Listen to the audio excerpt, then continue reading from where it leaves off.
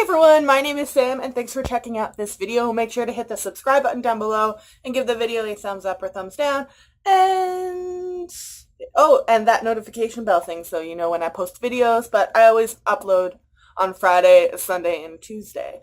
So let's just get started. If you watch my vlogs, then I assume that you knew that this video was coming. If you didn't, I had the displeasure of going to see Ready Player One. I was almost going to let this just completely go. And then I saw the news about Mulan coming out, about how they're messing with that story and that they've changed the Lion King. And I'm just frustrated with Hollywood, okay? You take a book to adapt it because it is popular. Why would you fuck with the shit that makes it popular? Fair warning, this is likely going to have swearing in it. I'm in a ranty mood, so that's just going to happen. So if you've never read it, Ready Player One is it was a standalone. Apparently there's going to be a sequel book now, but by Ernest Cline, and it's a lot of 80s pop culture references and video games. Now, this is one of my all-time favorite standalones. I know that there's I found out after, actually quite recently, there's a lot of drama around it potentially being misogynistic or something. I don't know, I just read it and thoroughly enjoy it and continue to reread it. I just love all of the 80s pop culture references, and it's just really, really fun. And I just want to if you want to go see the movie, go see the movie. But it's probably going to get a little bit spoilery about the movie, but no, I don't care. It's a crap movie. So the book Ready Player One follows our main character, Wade Watts. He lives in 2044 in kind of a dystopian future where there's a lot of trailer parks, but trailer parks are built like apartment buildings just because there's been a lot of shortages of essential supplies because, the world is doing what we do best and, chaos and dystopianism happens. And he and a lot of basically everyone else in this world goes into this video virtual reality game called The Oasis in order to escape. It's, that's where people spend the overwhelming majority of their time and their money. And it is essentially this whole just massive industry where everything is built inside. Nothing is really set in the real world anymore. It's all within this virtual reality system called The Oasis. The Oasis was built by a gentleman named James Halliday and his partner, and he has since passed away, but when he passed away, he left his billion-dollar fortune and the company that built the Oasis to whoever can complete this treasure hunt, essentially. In the book, there are 3 tests. And each test, you have to show that you have some experience and expertise in things that Halliday valued, like a lot of video games and 80 pop culture things. And then you get a clue, and then you use the clue to move on. But each level essentially has, you do a quest for the clue and a quest for, the key to move on. So really there's, 6 kind of test things. And each of these tests are video games, okay? They're video game based. There's, the last one is adventure. I can't remember what the other two ones are. There's also an extra kind of side thing that happens where Wade plays a perfect game of Pac-Man. He gets an extra life coin. All while this is going on, it's been 6 years since this has happened and no one has found the first key. So everyone's just kind of well, whatever. But there's an evil corporation, obviously, trying to win it so that they can take that Oasis over and start making mad bank off of it. And obviously no one wants that. So over the course of this book, Wade interacts with other characters and they start kind of joining a team that they're all in it on their own, but they all want to make sure that that evil corporation does not get control of it. That evil corporation gets murdery real quick, real fast. I just thoroughly enjoyed this book. There's a little bit of a romance where our main character, Wade, is in love with this girl, Artemis, who's famous in the book. And that's all I can really say about the book. Now, I assume this is probably going to be very incoherent rambling, and there's probably not going to be any structure to it. I'm sorry. I just, literally, as I was thinking about it after I came home, just wrote down on this, notepad of things that pissed me off, and then I, just automatically remembered that happened in the book and didn't happen in the movie. Now, I understand not all movies are going to be able to take everything of the book. I'm not saying that it needs to be a carbon copy of it. Sometimes things like Beauty and the Beast can take the animated adaptation and make it almost identical in the live adaptation.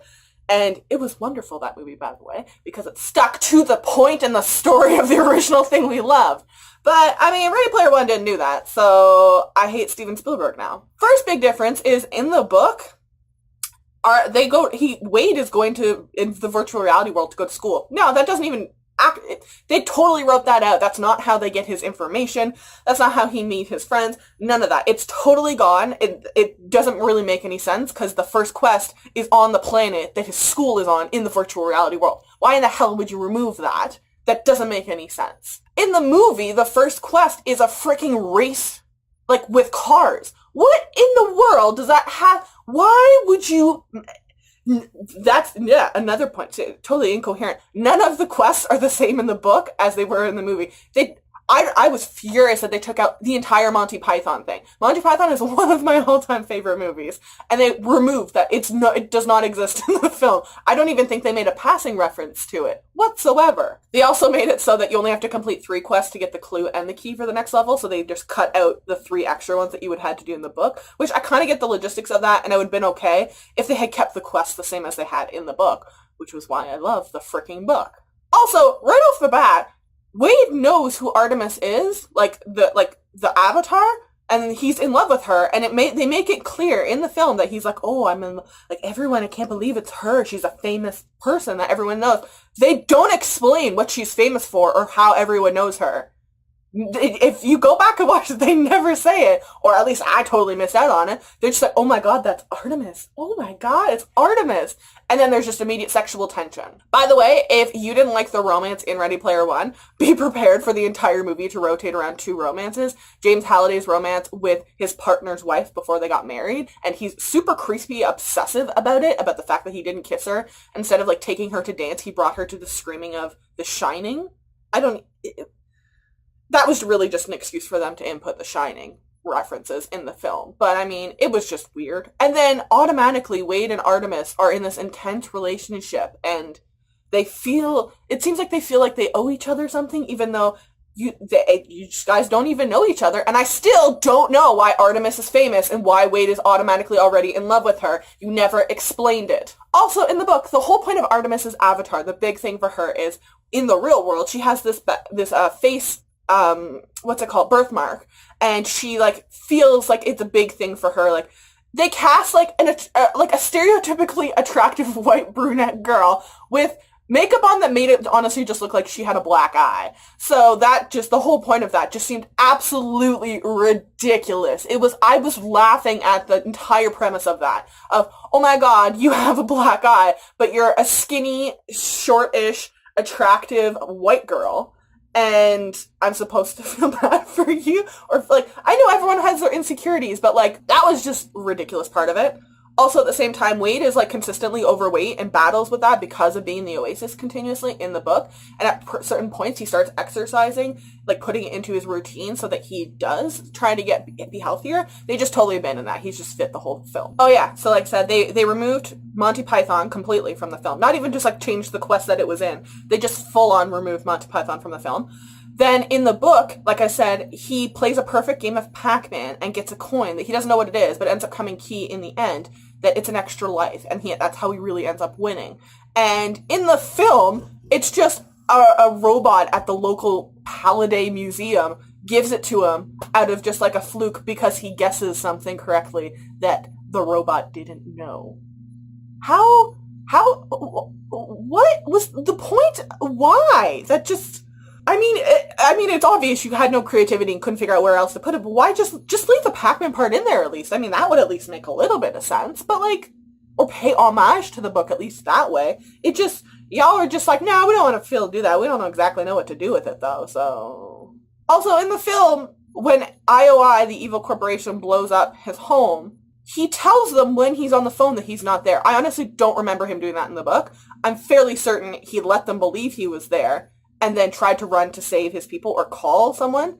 In the film, he's like, no, I'm not there, I swear I'm not there, and then makes this mad dash across, like, why would you tell them that? That doesn't make any sense. Also super confused about, like, the way the IOI villain is, because there's, like, the evil CEO guy, and he's almost a troll, in all honesty. I couldn't take him seriously. His avatar was ridiculous. He was ridiculous. He apparently has security around and not around at very convenient times that incorporated very well with the plan of the good guys. I mean, you're the CEO of a bajillion-dollar company. People were able to sneak into your offices very easily and were able to literally get around like the, oh my god, what if they get caught? By ducking and walking around a chair in the middle of a freaking open room. But yeah, so I mean, like, IOI in the film has, like, the evil CEO, and he hires at this, like, henchman in the Avatar world, who is, TJ, what's his name? He's in Deadpool. Can't remember his name. I like that guy's voice. As soon as, I just know there's gonna be some sarcasm tones to it. But that didn't happen in the book either. In the book, that evil dude, that character, he is, like, a troll early on that they meet through school, and then he's like a douchebag in like an Avatar chat room that they have. Also, that whole thing in the book of James Halliday's like partner who's still alive, like kind of stalking not stalking, but like, yeah, stalking the main characters in chat rooms because he has like master control powers, and then he ends up appearing at the end and helping them. Yeah, totally doesn't happen. He basically just doesn't exist until the very last scene. It's just, other than to be like, oh yeah, he married the woman that Halliday was like kind of creepily in love with after having one date with. The scoreboard also takes a very backseat role. Like in the book, it comes up consistently about the points that everyone has on the scoreboard. And it's maybe shown 3 times, and one of them is like to show that it exists and there's no score on it. That was pretty disappointing. Also, all of the good guy characters survived. 2 of the guys that in the film were brothers are not brothers. They just happen to live in the same country. But, you know, they're Japanese. Might as well make them brothers, I guess. And for some reason, in this book, he gets killed by IOI. Like I said, it's going to be spoilery. In the film, that just doesn't happen. They just happen to all... Oh, also, they happen to all conveniently live, despite 2 of them being Japanese, they all happen to conveniently live in the same spot, which also happens to be where IOI is based. Man, how convenient is that? It made the race easier. You didn't have to do any transportation or logistical organization of how to get these people all in the same place. And I mean, you know, whatever. It's, you know... Films are stupid at this point, honestly. Like, this tag team name of, like, the high five of the good guys just, like, randomly gets thrown in at the end. There's no, like, development to it. It's just like, oh, and the high five, and you're all of a sudden like, who, are they referring to them? Like, is that, we didn't talk about this. What's happening? H in the book is revealed from his avatar. It's like this big robot monster, like, Iron Giant kind of thing. And then when the reveal of who that avatar's person actually is, it's a black lesbian. And... obviously, they don't, in the books, they don't live in the same geographic place, but we've established everyone just lives in the same city in this book, just to make it easier. Or in this movie. It's just like, oh, by the way, I'm a black lesbian woman, and that's the end of the character development. That's all you see. Just like, yeah, okay, we've acknowledged that, okay, let's move on. And then there's just this stupid, another race in like a stupid vehicle around, was it Columbus? Yeah, where everyone just happens to conveniently live. And that's kind of the end of the development there. But they all seem to be awkwardly loyal to each other, which, once again, doesn't happen in the books, because they're all in it for themselves, but they eventually come together at the end. That doesn't... in the movie, they just all kind of, like, Artemis especially, she meets Wade and basically just automatically abandons her independent role and just like, I'm gonna support Wade in this.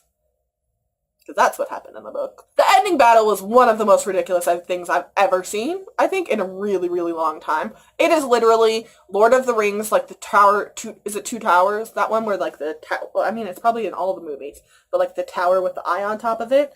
Yeah, it's just an orb instead that all of a sudden randomly has magical powers. So they just like put a dome, a magical field, around this place where they want to use, where the last thing is, where they want to win the last key and, like, win. But that is actually conveniently, they actually do include adventure in a vague reference there in that last quest. It's just, and then just outside all these avatars, just random, like, references where they can shove as many pop culture references in as humanly possible that they haven't yet. They just start battling each other in this, like, virtual reality battlefield where there's, you know, Wade is driving a car and picking up coins.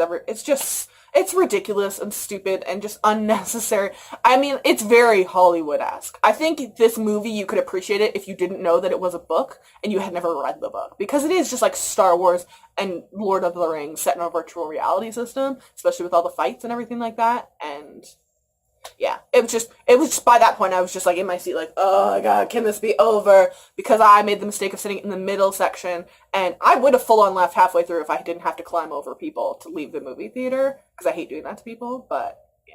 Oh, they pretty much ignore in this film the role of like money and like the Oasis. Like, they're like, when Wade wins the first like key, and then he gets money. Like, they're like, oh, he goes on a shopping spree. But they really don't do a good job of explaining or showing off how, like, the role of money in the Oasis versus the real world, because a lot of people pour their money in. Like, I think they half mention of, like, everyone lives here and spends their money here, but in the book, it's like a real problem of poverty in this world, and they just totally ignored that and didn't bother putting that part in the movie. Oh, and the last thing that kind of annoyed me was, in the book, once Wade wins, like, it kind of coordinations with the money thing. Wade wins keys, and when you win them, you get, like, money and points to, like, continue your questing. And you need the money in order, it's just like a regular video game to, like, buy extra outfits or extra, like, weapons and all that kind of stuff. So if you have money, you can buy that stuff and you advance farther on, but if you're poor, then obviously you're kind of SOL. So in the movie, he just, like, whatever, I can, like, move on, and just somehow seems to have money or whatever he needs, which is a little weird. In the book, Wade signs a bunch of sponsorship deals as soon as he gets acknowledged by being on the scoreboard, so that he can get money from these companies and free gear from them. And in the movie, that was just like, nah. We just give him money. He's somehow able to afford what he needs that he didn't already have, and now he has all of the skills and tools at his disposal. Overall, as you may be able to tell, I hated this movie. It's not a good book adaptation. I couldn't tell it. Maybe it's a good movie if you, like said, never read the book or didn't know that it was a book. Otherwise, wouldn't recommend it. I mean, if you want to go see it, but I wouldn't spend my money on it. I felt like I had been robbed, that I had spent, was it $12 on the movie ticket and $2 on Prime Seat, so that I could make sure I was in the middle. And on the Thursday night preview, like, I was there at the beginning. I was hyped for this movie. The graphics were really cool, I'll give them that. But other than that, the movie was just a hot mess of a book adaptation. And I feel like what angers me even more is that Ernest Cline got screenwriting credits on this. And I'm also kind of terrified that he is now making the book from a standalone into a series, at least a duology. If he is going to put what he put into that film, not interested. Won't read it. No. I hope you enjoyed my rambling rant, and if I dissuaded you to go see the Ready Player One movie, then I'm going to take that as a win for myself. Make sure to check the description box down below for links to all my social media, as well as links to the Goodreads page for Ready Player One. And yeah, I'll see y'all on Friday, I think? I don't know. I'm at a conference this week, actually, so I don't even know what's going to happen. I'll see y'all soon.